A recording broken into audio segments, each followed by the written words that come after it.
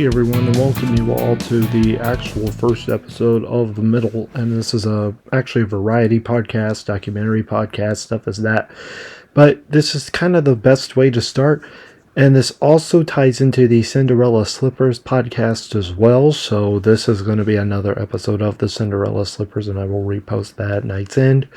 And what we do talk about in Cinderella Slippers this week was a special one because of the Indianapolis 500-mile race, and I wanted to actually give my thoughts on that since I have decided Cinderella Slippers will be sort of like a variety of sports, more special sports, but the College World Series was something that we're going to be getting into possibly on Monday or Tuesday, and then that episode will be recorded on Wednesday. If you're in the background, there was a lot of rain in our area, still is if you hear it in the background. We had a thunderstorm, almost a tornado threat before the end of the night. I'm also quiet because everybody else has gone to bed but myself. Let's just say today, just like the rain outside, made it one of the more eventful days I've had at the 500. It was very chaotic the whole day, except for the end. And I will admit, just the long wait, the long time out, it seemed drug out, it seemed dragged out, and I thought to myself, they are going to cancel this race today. And they did not. They did not cancel this race today, and then once we got to the end, it was a beauty. I mean, it was a beauty of a finish, and I will get into that more in a minute. But my first thought is that this rain today was a 4-hour weather delay. It was just chaos. I mean, it was nuts. People drunk all over the place. There were people buying beer left and right. That's not really the problem, though. The problem was that you had about 300,000 mammoths of humans diverting to the track, and then the track's operations team has to refer to every single one of these people as, quote, customers and as, quote, peasants, basically. I hated how the track organized this event this year. It was a very big letdown compared to years past. And I say this because if you think about everything that this track has been through in the last 100 years, this was very, and I mean very, unexpected in a lot of ways. And how they handled the whole weather event was bullshit, in my honest opinion. I am happy the weather and God worked out. I mean, you gotta thank God for this. Don't thank the Indianapolis 500. Don't thank the IMS. Thank the Lord Jesus Christ. Believe in the Lord Jesus Christ. As I said, believe in Him and your unnatural abilities, even if you don't believe He's real. Because He gives us faith, He gives us hope, He gives us promise. But He really gave us promise and hope today at the Indy 500, because around 4 in the afternoon, when I heard Jim Cornelison sing Back Home Again in Indiana, and then Penske started the engines, everything was smooth sailing after that. There was no problems, no issues, no nothing. This race was... Actually, I would say there were some issues with maybe how the track was still wet, and that may have contributed to the 7 wrecks that we saw in the 7 cautions that were in this race. It was insane with the wrecks too, but not crazy. It wasn't like a car caught up in the fence or anything like that. It was just more, hey, it was just a simple car ramming into the wall and then breaking a tire or something. It was just more that. It wasn't anything else. But man, we have to talk about the finish. Besides the rain, besides the crap that was going on in the infield, and so many people arrested, so much things were happening over there. It was insane. I mean, the whole thing was just nuts. And then everybody was drunk. Everybody was almost tipsy. It seemed like everyone had just spent a night or 3 nights out at Kilroy's. Here comes to 2, to the 3, to the 4. Tell them, bring another round. It seemed like they needed 50 more. And they were literally 2-stepping on the dance floor. And oh my good Lord, it was terrible with the rain and stuff pouring down. And then the severe thunderstorm here and severe weather over here, and the uncertainty of the race was the worst part about it. And then, as I said, with the IMS referring to us as customers, it was bullshit in my honest opinion. But how they were able to get the cars running and get them on the track and clean up the track in time with no more interruptions. I mean, the race felt quick. It really felt quick. 2 hours quick. And it was a not much. I mean, you did have your crashes that I mentioned. I even mentioned Carb Day kind of was one of the more better days that I've had at that track this year. But boy, the finish. Joseph Newgarden. And please do not give hate to Pato O'Ward. That was not his fault. I blame that again on the track. I don't blame that on him. I really don't blame anything on Pato O'Ward. He did an amazing job. And I thought he should have won this race. His credit is his blocking and defense until every single time with all the Penske's have the same problem. They know how to pass cars, and they know how to get good drivers that can pass vehicles. It is look at all the great Penske teams over the years, and have you seen a single Penske team besides the team in '95 that had good passing? We've seen plenty. Jill DeFerrin, Helio, Ryan Briscoe, they were great passers. They were just over the top. And like Scott McLaughlin today I feel like he was one of the more impressive drivers in the first half of the race.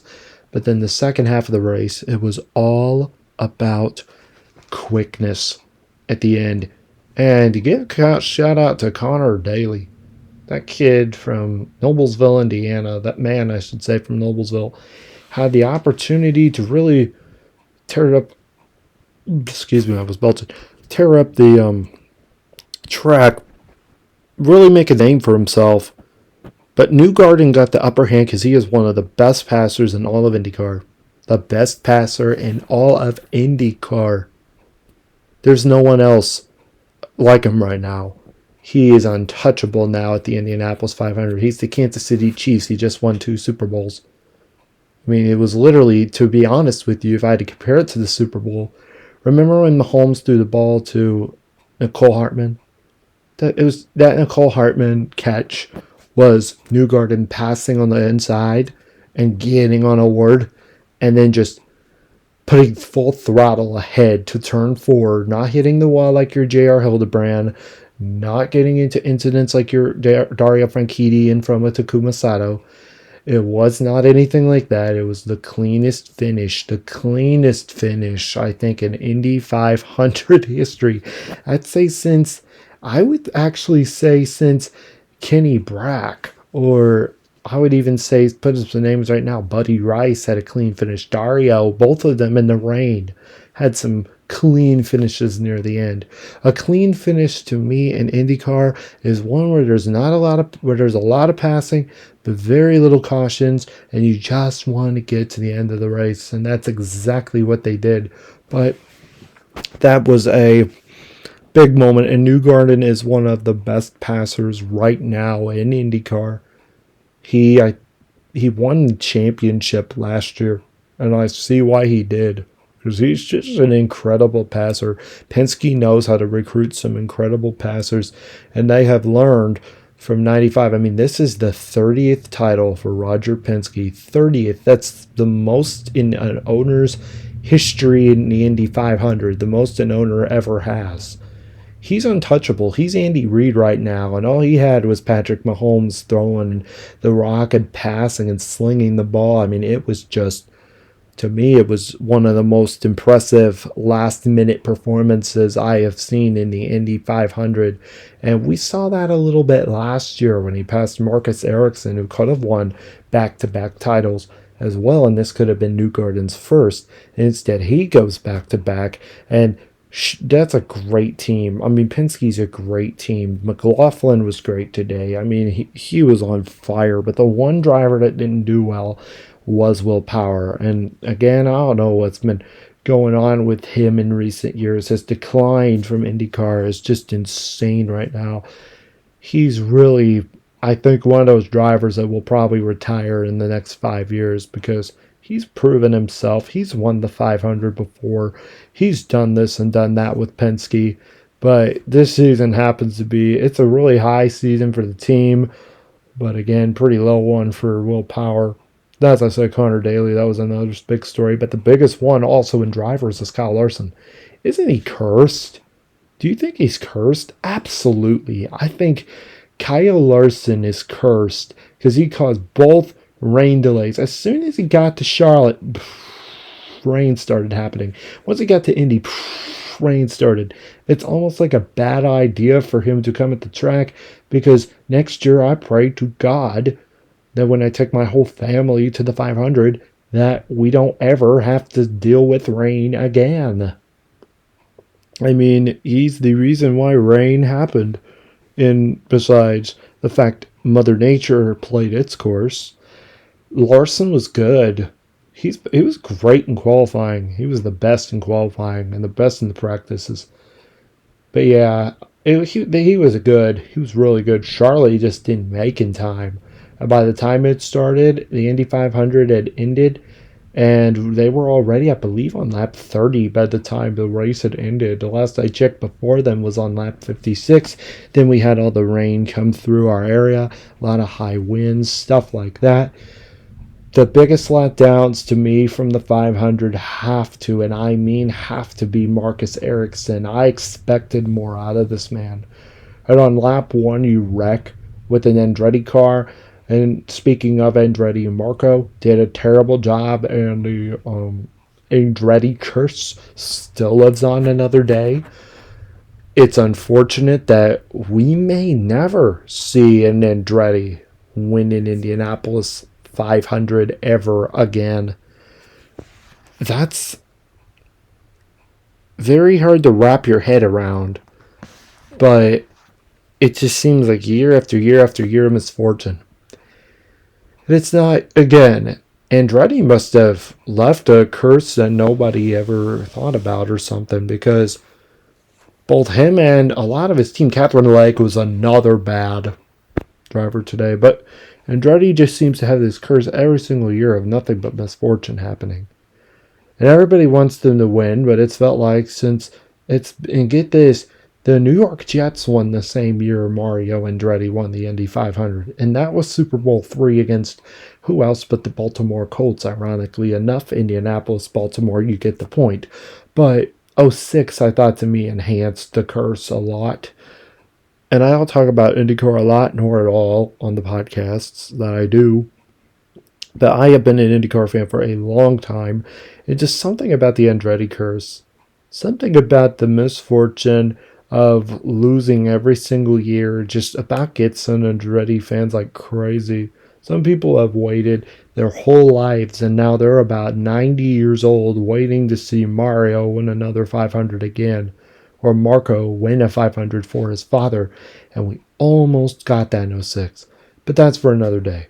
Marco did a bad job. Marcus Ericsson, we expect way more out of him. Qualifying was a joke. It's like Virginia. He was a joke.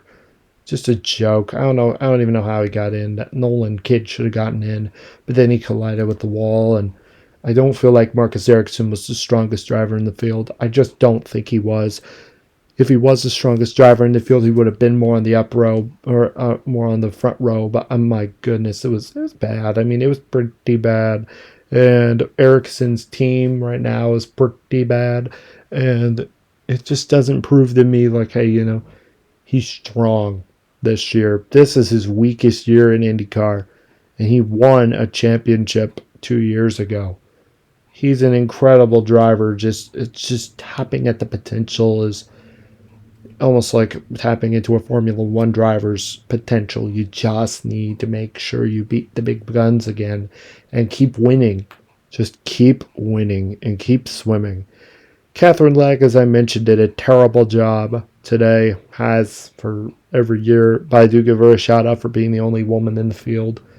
She's courageous, unbelievable. She's a good driver, great driver. Nothing is wrong with her talent. What her problem is lacking in driving ability. She was very successful in IndyCar before, but always was one of those mid-pack drivers. She never once would drive for a big name brand like Penske, Ganassi, or something like that. Even Joe Gibbs, something like that. Jeff Gordon, something like that. But I would say that this season was, I think, more or less, Catherine Legg should not have been in the field either. I feel like the Rahal making it in was incredible. But again, it just all comes down to skill. And I feel like the best two drivers that had the best two skills today were even Santino Ferrucci, Connor Daly, Joseph Newgarden, and then I would say Pato O'Ward would have to be number one just because of his tenacity to try and get on the front row. Him crying was human emotion. It wasn't like Joseph Newgarden where he's just acting crazy. It's like a wild monkey just going into the middle of the crowd like that and cheering with them every single year. Poses as a security threat and he could get hurt. I opposed to that 100%. I'm fine with him drinking the milk. I'm fine with him getting the reef. I'm fine with his name being on the Board of Winner trophy for the second year in a row. I'm fine with that. But this whole shenanigans where he's getting in the crowd, to me, I have a kind of a problem with it. And it's not to be a Karen, but it's to really emphasize that he could get hurt. But everybody else seems to be in a joyous mood about it. So that's why I don't have a problem with it. But my biggest thing is that he just needs to back it up, tone it down, and really keep an eye out for people that could hurt him. Because you saw there was no security.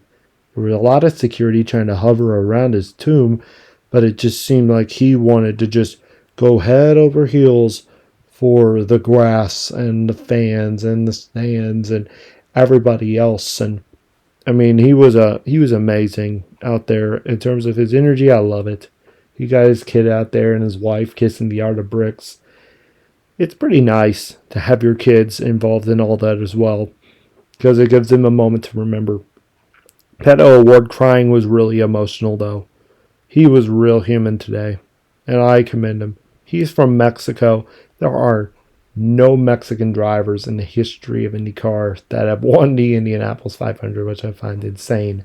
But in the long history of IndyCar, there has never been anyone from Mexico that has won the race. My goodness, Joseph Newgarden did an amazing job today. So did O'Ward. He cried and he let it out. And I have him going into next year with his head held high. I mean, it really was a great Cinderella story if he could have won, but it's a rotten shame. Indianapolis is Indianapolis. Anything can happen in Indianapolis, especially at that motor speedway. I mean, the inevitable can happen. Winning it twice is super difficult. And winning it 4 times like AJ Foyt did, and for the illustrious number 5 to never be broken in Indy 500 history, is something the driver like Helio can tap into. But even he lost tenacity today. But he, in general, seems to be going on the end of retirement as well. And I do believe he is a strong driver, has always been. But his years are not finished. 21 was a fun year. That was a fun year. Because it was the first year with 100,000 fans. It was the largest crowd post-pandemic. It was literally a lot of fun to see him win that first year. Then Ericsson winning it the next year. We had an emotional 21 and 22, so it really helped us leapfrog into the next year. So you know that every single time I go to the 500 or anytime I see the 500, we're always at the halfway point of the year. So I try to figure out to myself, man, what else do I need to do this next 3 months in the summer to help out my family or to get us into a better financial situation? And that's why I wonder every single time, but the race always provides or leapfrogs that support for me. But I hope you guys all enjoyed the 500 as well. In terms of Formula One, I will actually close on this and say the race there, Charles Leclerc has the most emotional story of any driver I had ever seen. Because today marked 10 years that his godfather had died in an IndyCar crash or a Formula One crash. Almost said NASCAR and IndyCar. What am I thinking? Formula One crash. And he almost died. Actually, he almost died and then he passed away later, a year later, suffering from all of these injuries that, in my eyes, could have easily been prevented if the orb would have been on his car back then. But Jules Bianchi was his name, and it was a really emotional tale. I'm just so happy we didn't see for the first time Max Verstappen, Lewis Hamilton, for the first time we didn't see Max Verstappen, Lewis Hamilton, and then Carlos Sainz. But we did see Carlos Sainz in third. But man, I'm so sick of the Red Bulls. I'm sick of the Red Bulls and I'm sick of the McLarens. But teams like Ferrari get a special opportunity, and Charles Leclerc just really impressed his godfather in heaven. That was an emotional story that I saw from Black Matter. But man, it was just it was a good race, but not as good as the 500. I feel like the Formula One events to me just bore me out because I'm not a Formula One fan, but I also am when I enjoy it a lot. But yeah, I'm beyond sick, and let's go, let's go. Finally, we got a run on the board. Oh my gosh, Ian Happ too. Ian Happ with his third home run this season. Oh man, let's go. Let's beat them Cardinals. But man, again, it's been an eventful night. Let me just tell you that. Ian Happ hits a home run. Justin Newgarden gets the opportunity to win the Indy 500. Leclerc wins for his godfather.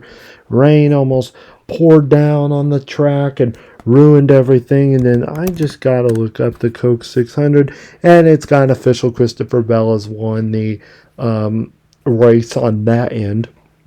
And with Brad Keselowski in second. And then William Byron in third, Tyler Reddick in fourth, and Denny Hamlin in fifth. I don't even know Denny Hamlin's even in this race. And then racing for Kyle Larson was actually Justin Allgaier.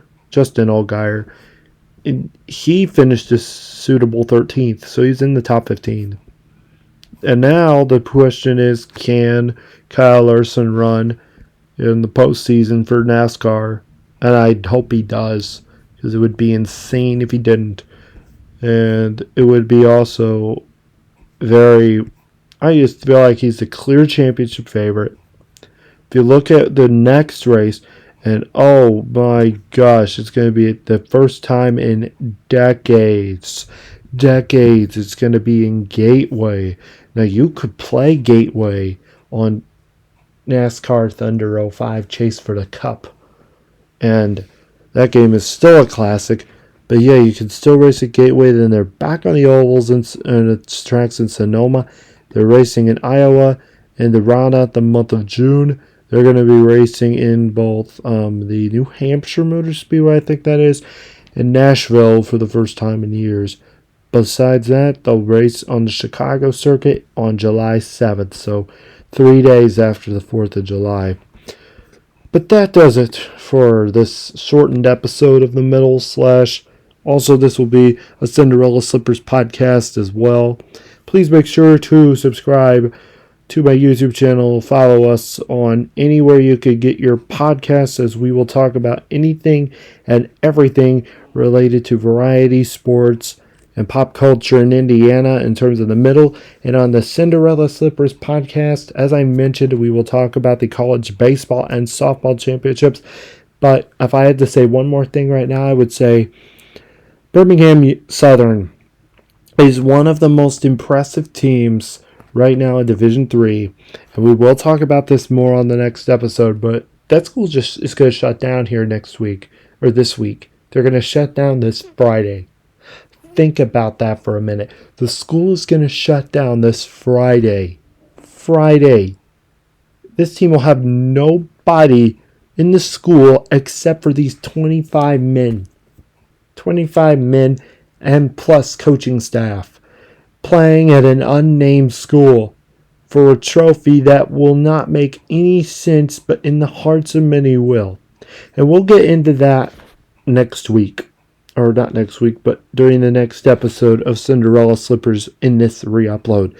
But this is the Indianapolis 500 special on the middle and on the Cinderella Slippers podcast. We thank you so much for listening and have a great day.